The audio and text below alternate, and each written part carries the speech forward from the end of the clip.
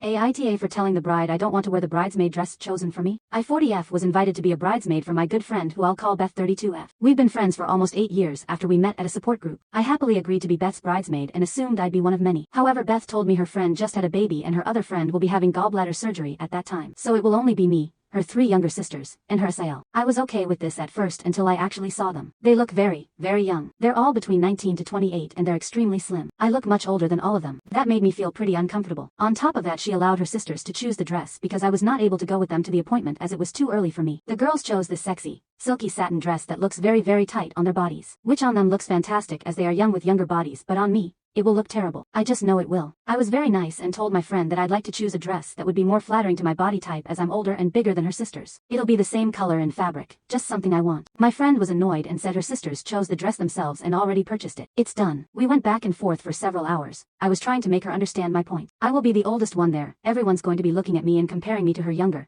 slimmer sisters. I don't want that kind of attention. My friend was irritated and said that her fiancé is also in his 40s and his 5 groomsmen are between 40 to 50 years of age. On top of that, her SIL is actually 47. She just looks good for her age. That made me feel even worse. She goes, if A1 is different ages and sizes and I need to, let it go. I thought we were making some headway and she was gonna let me choose a different dress until she left a nasty voicemail early this morning. She told me to get the dress or I can't be part of it anymore. I'm adding too much stress to her wedding over stupid insecurities, and that her family isn't there to see me or to see what I'm wearing or how I fit into a dress. They are there for her and her husband. So either I show up as a bridesmaid in the dress or I show up as a guest, and if I don't get with the program, she'll have her family member take my place. I feel she could have said it nicer than she did. She was very nasty towards me. I also feel she's not being sensitive. I decided to remove myself as a bridesmaid since she won't be flexible, but my husband said I was very rude. AITA.